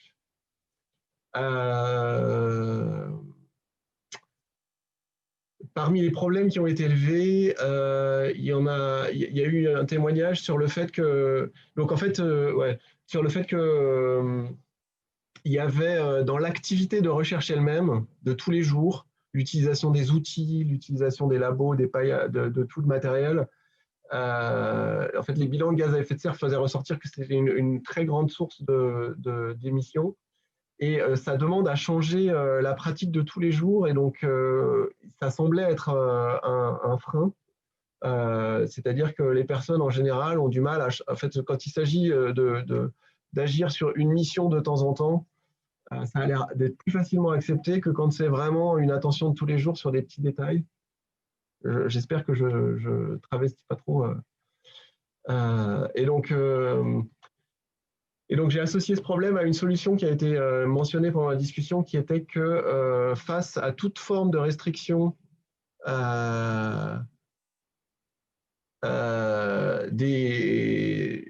qui impacte un petit peu notre confort de vie individuel, une solution, c'est de proposer des facilitations en face. Que que chaque limitation soit… Donc, par exemple, un exemple, c'était c'est peut-être plus compliqué de venir à vélo tous les jours au boulot, mais en échange, l'Institut avait organisé une réparation de vélo toutes les semaines pour encourager les gens à le faire. Donc, ce n'était pas des choses contraignantes, mais c'était des choses où ce qui pourrait être une contrainte individuelle est contrebalancé par une facilitation du collectif. On a eu une discussion sur comment créer l'adhésion à la démarche et le bilan, c'était de dire qu'il fallait que la démarche soit une démarche qui soit progressive et que l'adhésion, elle venait de plusieurs choses. Par exemple, il y avait un exemple où c'était associé à un vote de direction. Et donc, quand il y a un vote qui a précédé la démarche de bilan de gaz à effet de serre et de diminution des émissions, la légitimité est beaucoup plus facile à établir. Et donc, le bilan de cette discussion, c'était un peu qu'il y avait en fait 3 forces en présence qu'il fallait qui agissent dans la même direction. C'était la direction des unités, qui est très importante à être, qui doit être engagée dans cette démarche, mais que cet engagement de la direction devait être sous-tendu par des groupes de personnes motivées ou un collectif local qui était aussi un moteur très important, et que ces 2 compartiments pouvaient être complémentés par les tutelles, et que c'est quelque chose qu'on observe en ce moment, car les tutelles commencent à faire redescendre des injonctions vers les directions pour évaluer et diminuer les émissions de gaz à effet de serre. Et puis, il y a une discussion qu'on a eue sur le risque de stigmatisation, de culpabilisation des individus. Il fallait faire très attention à ça, que c'était un écueil dans lequel on pouvait tomber très facilement et que ça pouvait braquer pas mal de personnes. On nous a alerté sur le fait que toutes les personnes dans les labos n'ont pas la même liberté de choix dans leur travail, et que quand on n'a pas beaucoup de liberté de choix, on n'a pas la liberté de beaucoup diminuer ses émissions, et que c'était quelque chose qu'il fallait du coup pas utiliser comme un moyen de stigmatiser, et que globalement, plus on faisait les choses collectivement et moins on personnalisait les choses, et plus on sortait de la culpabilisation et on était dans quelque chose de vertueux où on fait évoluer la norme sociale dans le groupe et pas personne par personne. Voilà. Et donc, par rapport aux autres groupes, le bilan de gaz à effet de serre semble être une bonne première étape pour mettre la direction et le groupe qui agit localement sur les rails, que c'était quelque chose qui était confortable pour les scientifiques parce que c'était manier des chiffres, faire des tableaux, et que du coup, c'était une bonne première étape pour générer de l'adhésion. Et que c'était important pour définir les objectifs de changement qu'on définit dans un deuxième temps. Il y avait juste le petit bémol que parfois les émissions sont réparties dans plein de postes, et que du coup le bilan de gaz à effet de serre n'est pas forcément un outil pour définir le poste le plus important, mais que ça peut nous renvoyer le fait qu'il faut agir sur plein de choses en même temps, et ça peut être démoralisant. Donc il faut trouver la balance. Voilà, j'ai essayé d'être court. J'espère que c'était clair. C'était très clair. Merci Pierre-Luc. Il nous reste un groupe, le groupe invité, le groupe surprise de l'après-midi, sur la manière d'associer, qui concerne la manière d'associer les étudiants et d'introduire le développement durable dans les cursus. Et c'est Emmanuel, je pense, qui va nous faire une restitution. Bonjour, oui, tout à fait. Donc, nous, notre groupe, on était 7-8 personnes. On a principalement abordé la question, faut-il mettre un quota obligatoire de développement durable dans tous les cursus? Le résumé de cette question, c'est tout d'abord, il y a des choses qui sont faites à Sorbonne Université, et notamment, il y a eu la mise en place d'une transversale ou d'une mineure sur la thématique du développement durable qui permet à chaque étudiant qui veut de pouvoir se former. Est-ce que c'est possible de développer ce genre de choses dans des structures plus petites qu'une grosse université comme Sorbonne Université? C'est à discuter. Il y a aussi le problème de la place, comment libérer des heures ou faire accepter à nos collègues d'utiliser des heures sur leur propre thématique pour enseigner le développement durable. Donc pour ça, on est arrivé à une conclusion qu'on pouvait d'abord faire une sensibilisation au sujet, par exemple en imposant quelques heures obligatoires en L1, et ensuite faire des choses plus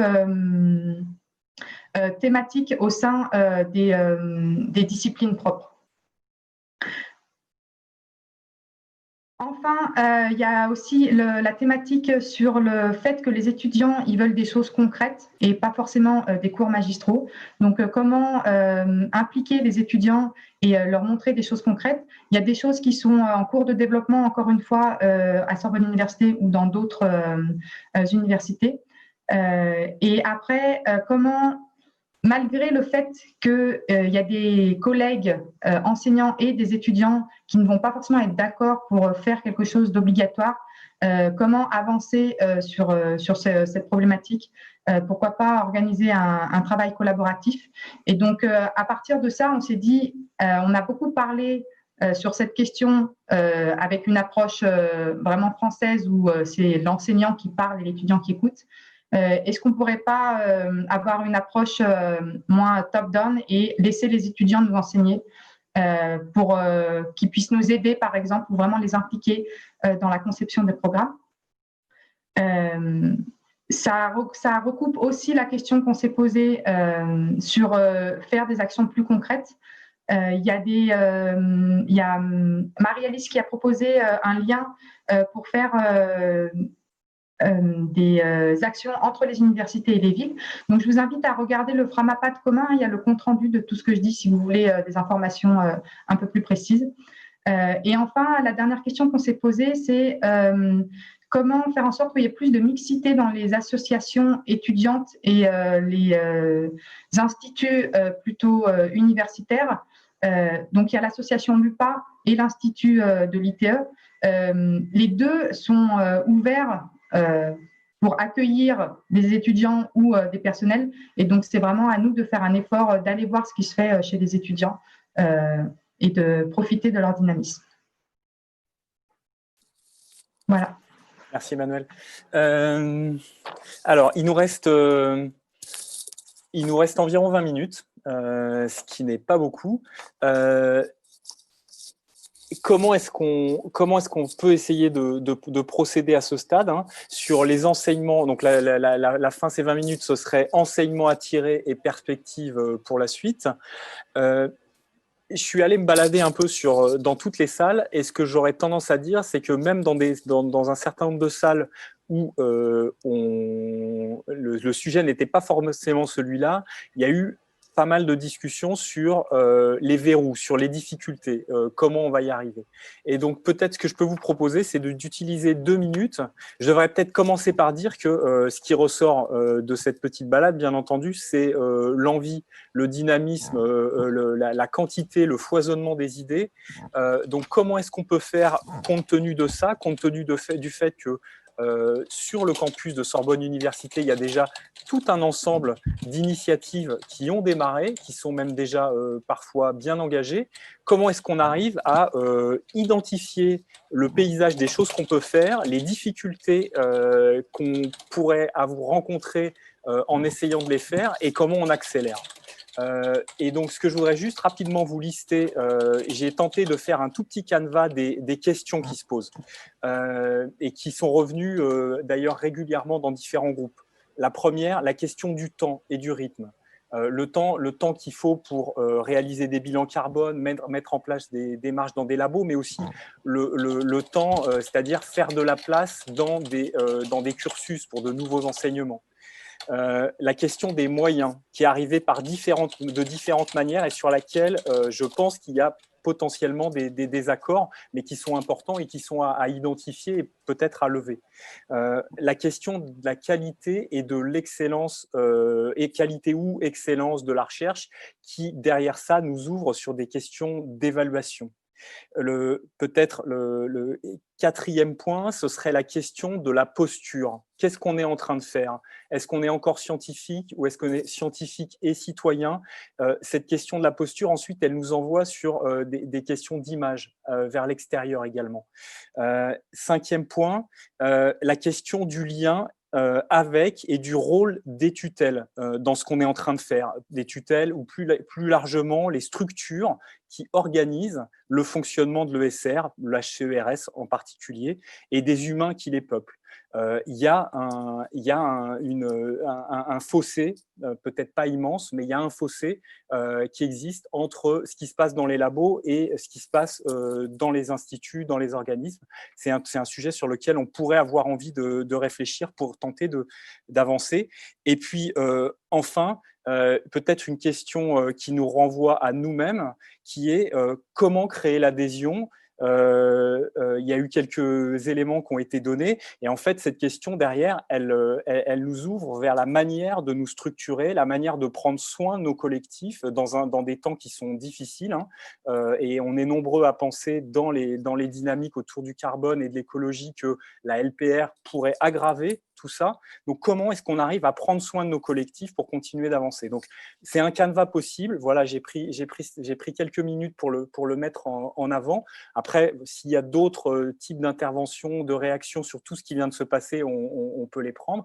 Mais peut-être qu'on peut essayer de les articuler dans ces différentes cases qui sont des propositions et de voir ce qu'on peut en faire, notamment dans la structuration d'un compte-rendu qui se mettra en place à l'issue de la demi-journée.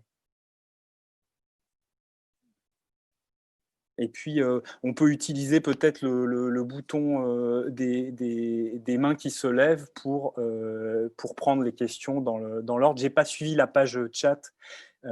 Cédric, si tu as vu des choses passer et que tu veux m'aider avec la façon d'organiser les réactions, questions-réponses. Non, effectivement, s'il y en a qui veulent intervenir, effectivement, levez la main. Voilà, on a Sandrine qui souhaite intervenir. Donc, Sandrine, à vous. Oui, bonjour. Moi, ma question, c'est puisque là, cette demi-journée, elle est organisée par Sorbonne Université, entre guillemets, qu'est-ce que Sorbonne peut faire pour nous? Quels sont les moyens mis à notre disposition? Est-ce qu'on fait beaucoup de choses dans notre coin? Est-ce qu'il y a notamment même des moyens humains? Parce que je pense que ça a été discuté dans tous les groupes, ça prend beaucoup de temps, tout ça, et à chaque fois, on réinvente peut-être un petit peu la roue. Alors, ça fait partie du processus, parce qu'il faut qu'on s'approprie ces questions, mais est-ce que à un moment, on peut nous aider sur certains points techniques? Alors, je peux peut-être répondre Je peux parler comme tu veux. Donc, déjà, je voulais remercier. Oui, Oui, justement, c'était c'était l'idée. C'était justement, voilà, je voulais d'abord remercier tout le monde, toutes et à tous, déjà pour votre présence et pour vos contributions. Et donc, je souhaiterais maintenant remercier notre doyen, justement, Stéphane Régnier, qui est avec nous en fait depuis 16 heures et qui va assister à toute votre restitution. Voilà, et qui va pouvoir, je ne doute pas, réagir et donc justement répondre aux questions et éventuellement aux propositions qui ont été soulevées. Donc, monsieur le doyen, merci. Ouais, c'est beaucoup dire. Merci beaucoup. Il n'y a pas de formalisme. Je suis là à deux titres. Moi aussi, enseignant-chercheur qui a vu ses pratiques totalement bouleversées, qui avait l'habitude de se promener 3 fois dans le monde pour des conférences et qui s'était finalement peu posé la question de l'intérêt de faire ça et qui maintenant se la pose énormément et pour des convictions aussi, là aussi, comme ça a été clairement explicité. Et puis, pour beaucoup, le doyen de la faculté des sciences et d'ingénierie de Sorbonne, on a beaucoup parlé de Sorbonne ou des campus. Le campus Pierre et Marie Curie est un campus très important pour avoir des activités. Et ce qui est vraiment important, c'est que je suis vraiment très fermement prêt à vous accompagner et à accompagner l'ensemble des choses qu'on pourrait mettre en œuvre. Mais moi, ce que je souhaite, c'est que ces choses qu'on puisse mettre en œuvre, on puisse les décliner. Et j'ai entendu quelques parties de l'ensemble des rapporteurs qui sont Aymeric, Philippe, Laurence, Pierre-Luc et Emmanuel, qui sont tout à fait pertinentes, dans lesquelles la faculté peut intervenir. Alors après, il y a des problématiques, on l'a dit, LPPR, HCRS, dans lesquelles on peut porter, mais il y a aussi des problématiques qui sont liées localement. On a parlé beaucoup de comment accompagner les laboratoires. Ça, c'est quelque chose qu'on peut faire. C'est quelque chose qu'on peut faire des groupes transversaux au niveau de la faculté des sciences et d'ingénierie. On a parlé de points qui m'intéressent beaucoup depuis que j'ai été élu doyen, des problématiques de tri de déchets. J'ai découvert une faculté des sciences et d'ingénierie avec un retard monumental là-dessus. Vous n'en avez pas parlé, mais on a un problème de bâtiments à l'énergétique des bâtiments est quelque chose qui me aussi. J'ai déjà essayé de travailler sur des problèmes sur les matériels d'occasion. On cherche à monter, ça a déjà été fait par le CNRS, et avec le CNRS, de monter des choses, de monter aussi ces problématiques de matériel d'occasion. Moi aussi, je fais des manips sur des grandes plateformes et à chaque fois, on rachète du matériel neuf, ce qui n'a aucun sens. J'ai bien entendu aussi les thématiques évidemment de…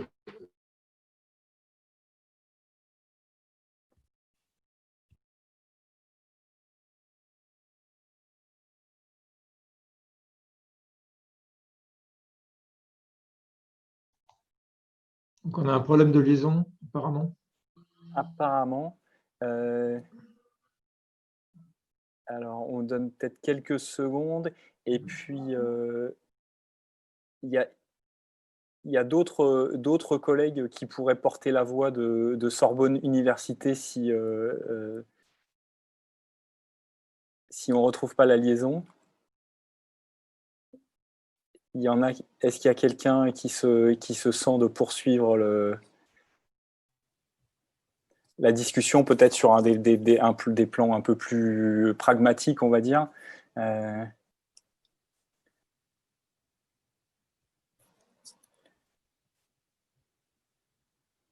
Bon, bah, ça fait partie des difficultés de la visio. Est-ce qu'on prend une autre on prend peut-être une autre question et puis on redonnera la… On laissera finir. Ensuite,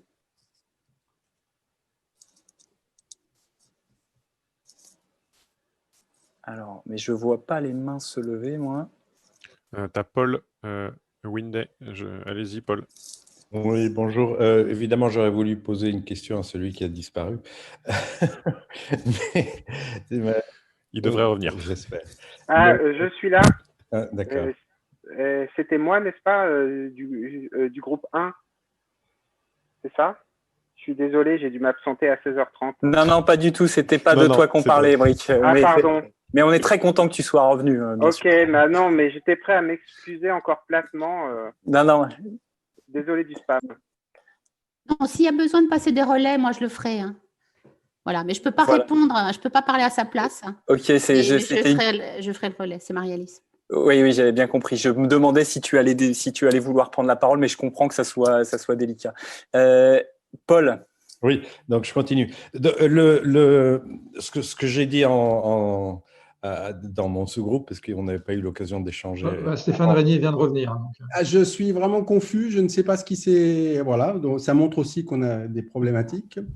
J'en suis confus parce que j'étais en train de parler de la HCRS et dans le nouveau décret de la HCRS, il y a le moyen de pousser sur quel type d'évaluation on veut. Et j'insiste vraiment là-dessus, c'est-à-dire de ne plus subir les évaluations. Je pense que chacun d'entre nous a travaillé sur des évaluations HCRS dans ses laboratoires et s'est retrouvé à des mécanismes de faire des calculs de règles de combien d'enseignants-chercheurs ou de chercheurs par publication, en tout cas, et d'avoir une évaluation qui, en tout cas de mon point de vue, n'apportait pas au niveau soit des formations, soit de notre recherche, soit de notre établissement. Donc, on a le moyen aussi de travailler autour de ce thème pour que ça puisse être intégré et en tout cas que les laboratoires qui sont impliqués puissent entendre cette démarche et qu'elle soit…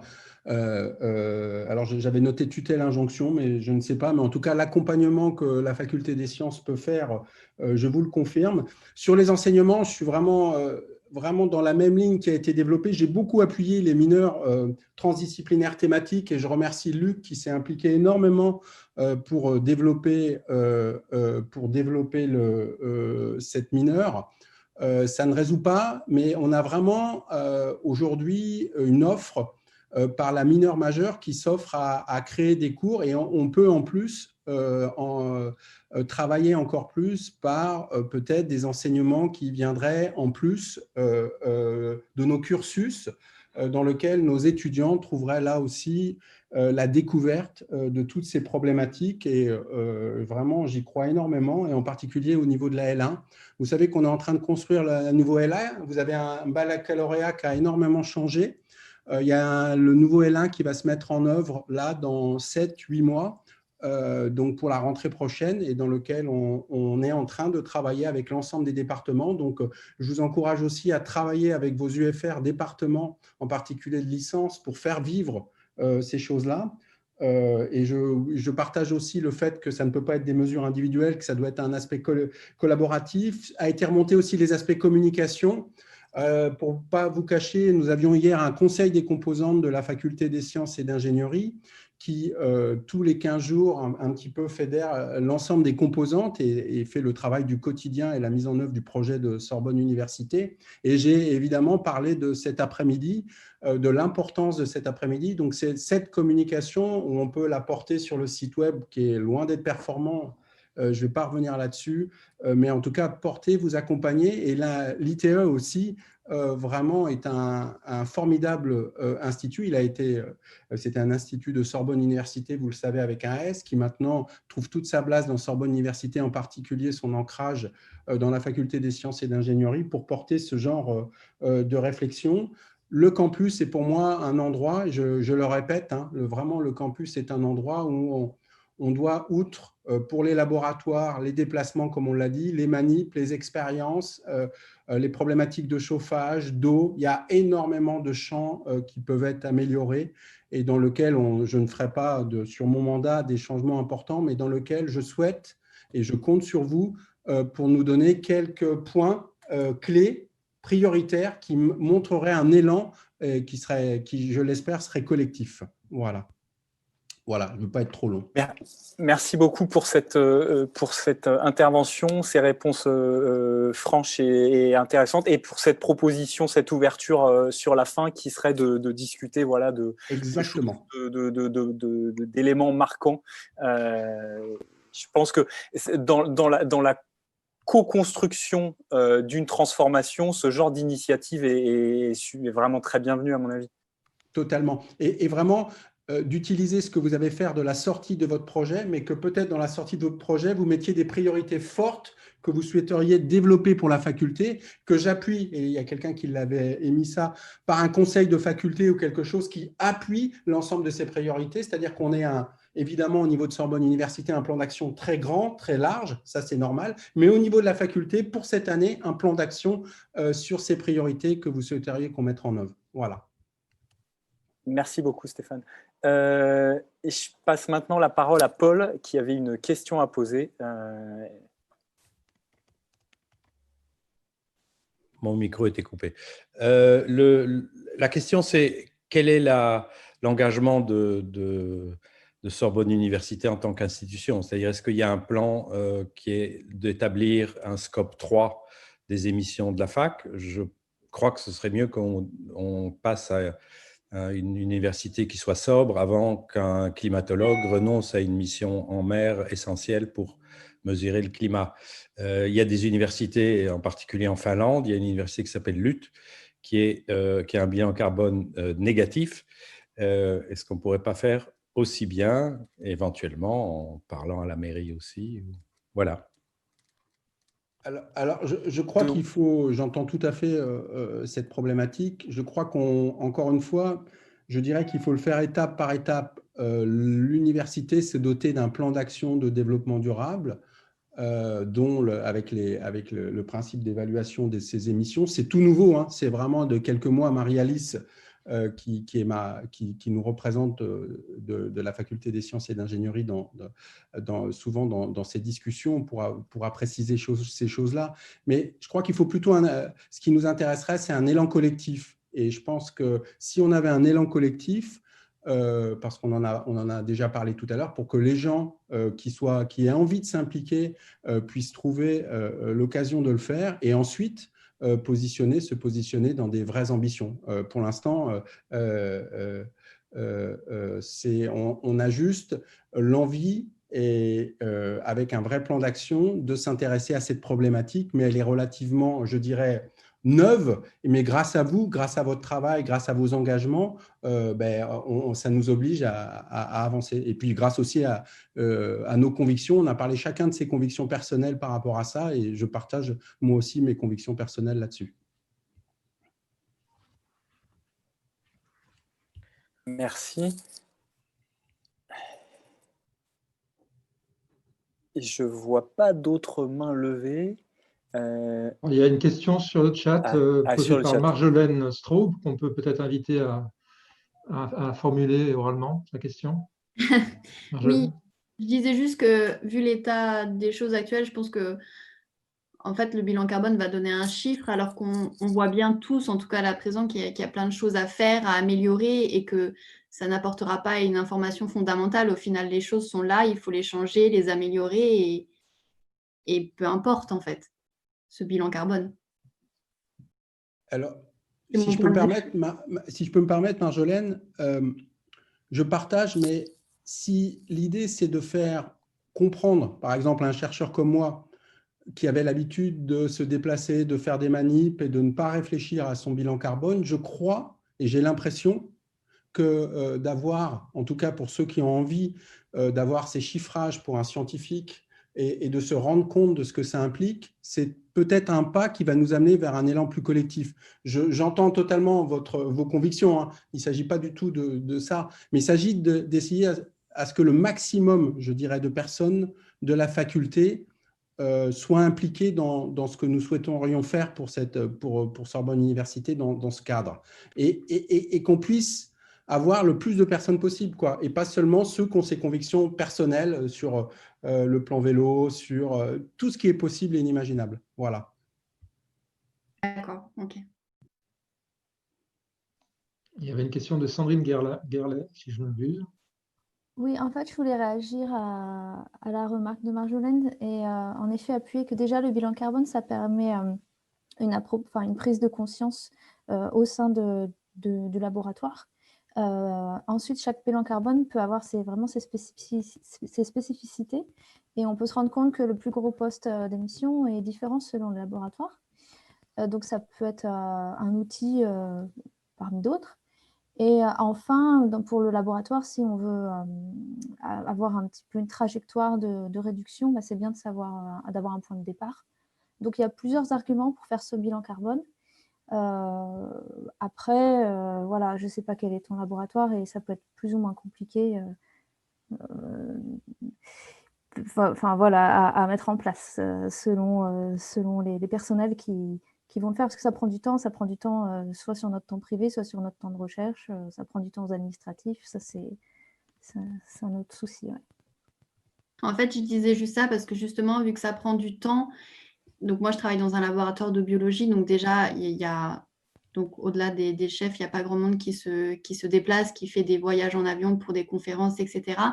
Et je vois qu'au quotidien, il y a tellement de choses concrètes qui sont améliorées qu'en fait, c'est très frustrant d'avoir à attendre que des mesures soient prises, des moyens en place pour faire les choses. Par exemple, le BABA, quoi, le recyclage du carton, du papier, de tous les colis qu'on reçoit, au CRSA, ce n'était pas en place et c'est compliqué et frustrant en fait. Et si en plus, il faut encore attendre 6 mois, 1 an pour avoir un point de départ, c'est décourageant, quoi.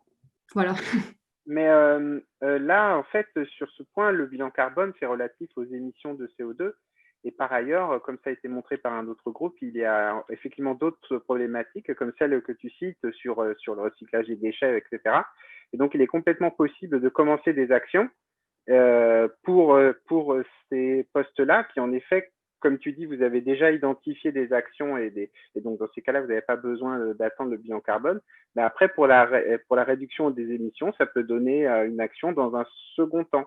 Donc, je pense que les deux peuvent être faits en même temps l'établissement d'un bilan carbone et les actions que vous avez déjà identifiées pour d'autres choses que les émissions CO2, parce qu'il n'y a pas que les émissions CO2. C'est vrai. Ouais, j'ai été coupé, donc j'ai raté une petite partie des échanges là pendant quelques minutes.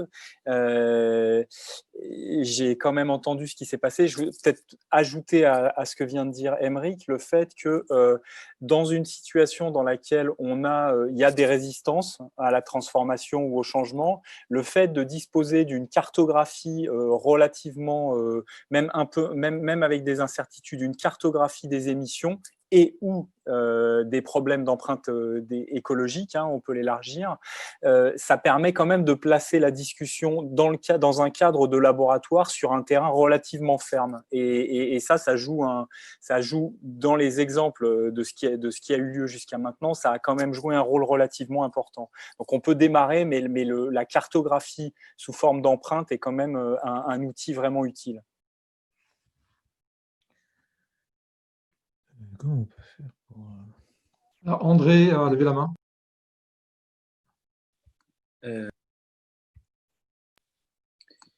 On parlait d'actions concrètes. Donc, par exemple, est-ce que la faculté serait favorable à dire que dans les recrutements, on ne compte pas les conférences internationales, même si c'est une petite chose. C'est un message qu'elle pourrait faire passer. Alors, je crois que la faculté nous a quittés. Oui. Et donc, c'est plutôt une discussion entre nous maintenant. Et peut-être, alors bon, là, c'est une proposition.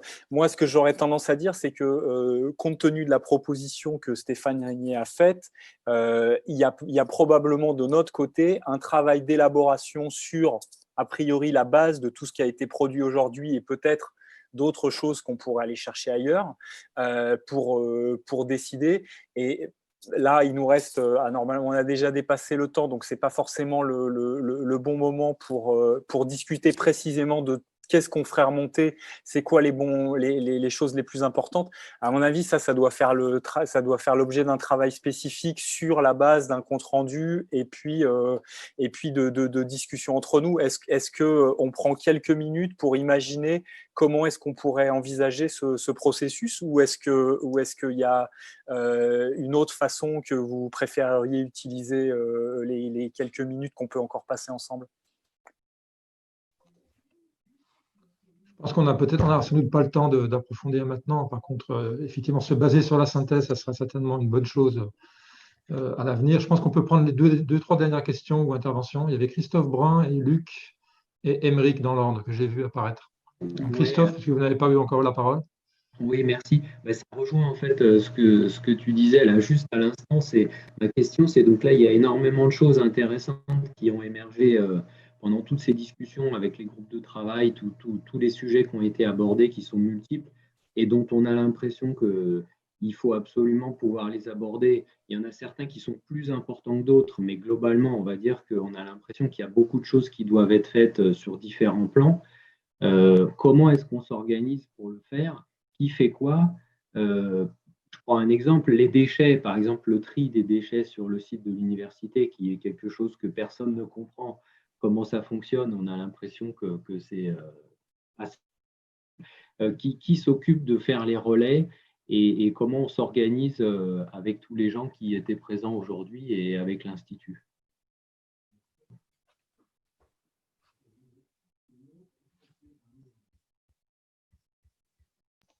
Alors, peut-être qu'on peut prendre... Oui, Luc. Et puis Aymeric.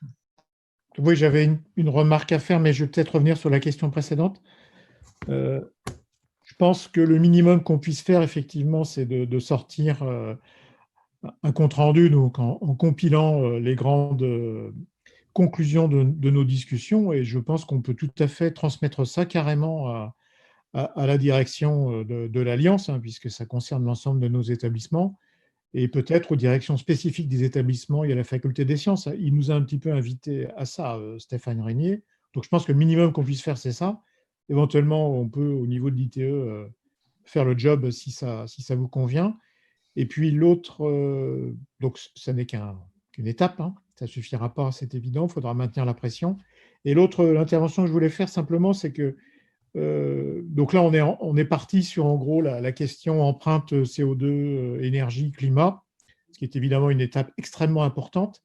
Ce qui serait bien, c'est que dans pas trop longtemps, on commence à intégrer d'autres dimensions de la question de la transition environnementale. Donc évidemment la question de la biodiversité, hein. Il y a aussi des empreintes biodiversité qui sont extrêmement importantes dans nos activités. Donc je ne dis pas qu'il faut faire ça maintenant, parce qu'on ne peut pas tout faire en même temps, mais peut-être commencer à rentrer ça dans nos têtes. Et peut-être aussi, il y aurait une troisième dimension là aussi à terme à rentrer, si on veut être complet, c'est la question derrière des conditions sociales de production de ce qu'on utilise. Je pense que ça, c'est aussi un... Donc encore une fois, je ne dis pas qu'il faut tout faire en même temps, hein, continuons sur le carbone et sur l'énergie, mais peut-être intégrons dans nos projets à moyen terme ces deux dimensions. Merci. Émeric ? Ouais, moi ça va être très rapide. C'était juste pour mentionner qu'on a ouvert un espace Framateam pour que des discussions aient lieu avec différents canaux, des canaux bilan carbone, des canaux numériques, réduction des déchets, repas, tri, vélo, etc. Et donc tout le monde est le bienvenu. Voilà. J'ai mis un lien d'invitation dans le mail, mais sinon si vous me contactez, je peux vous inviter. Voilà. Ok. Peut-être. Il y avait Laurence aussi. Ah, pardon. J'avais juste deux points par rapport à des réactions. Par rapport à Luc, on l'a évoqué un petit peu dans notre groupe des autres points, mais avec clairement la question il faut qu'il y ait une analyse sur chaque campus, ce qui est assez complexe pour réfléchir à l'impact sur la biodiversité et puis l'impact qui est local et l'impact indirect. On l'a un peu, il apparaît un petit peu aussi à travers l'alimentation.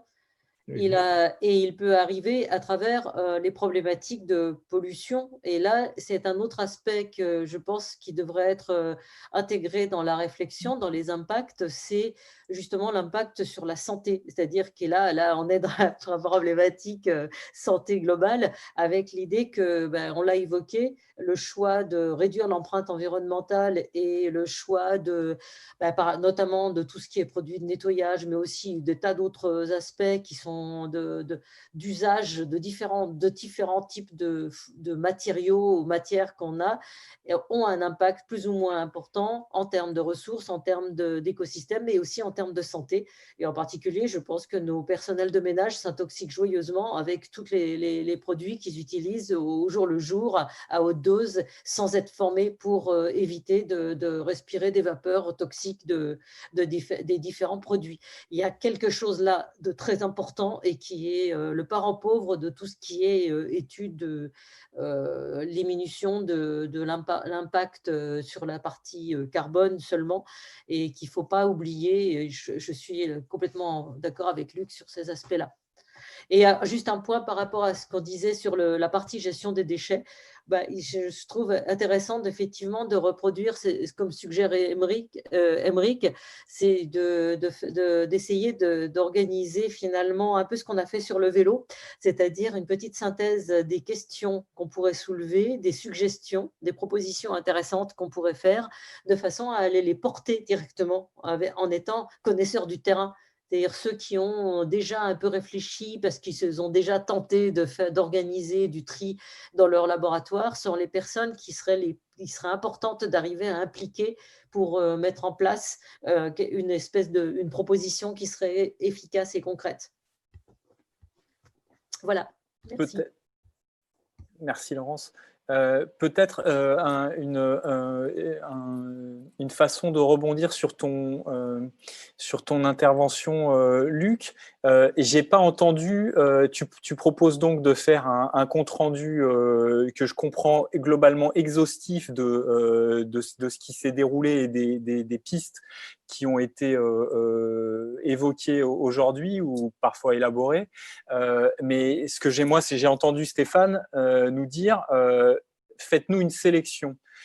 Et ça pose une question a priori un tout petit peu plus complexe que celle de faire un compte-rendu, qui est de sélectionner dans l'ensemble de ce qui a été discuté et élaboré aujourd'hui, des choses qui sembleraient prioritaires. Alors, à qui ce serait prioritaire, ça pose une première question, mais je pense que c'est intéressant d'y réfléchir. Il y a a priori, on peut imaginer quand même une certaine légitimité du groupe des gens qui étaient présents aujourd'hui à proposer quelque chose. Après, comment on le valide pour être sûr que c'est bien effectivement représentatif des envies des gens qui sont sur le terrain dans les labos, je ne sais pas exactement, mais je pense que ça vaut le coup parce que ça permet de mener avec la faculté un dialogue qui soit un peu plus fin et qui permettent aussi derrière de mettre une vraie pression parce que les choses ont été choisies,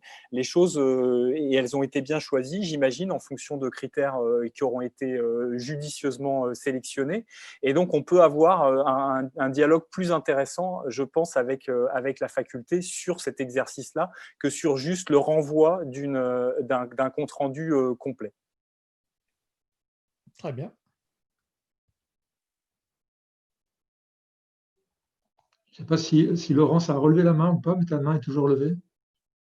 Ouais, Émeric aussi, d'ailleurs. Je ne sais pas si les mains s'enlèvent toutes seules. La réponse est non. Oui, non. Ouais. D'ailleurs, je commençais à avoir une crampe. Moi, j'avais juste oublié. Jean-Jacques, est-ce que tu veux, c'est quand même toi qui es pour beaucoup à l'initiative de tout ça. Enfin, est-ce que tu veux conclure la demi-journée?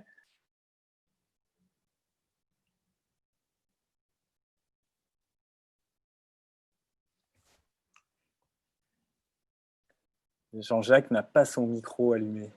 Pardon. Je me garderai bien de conclure.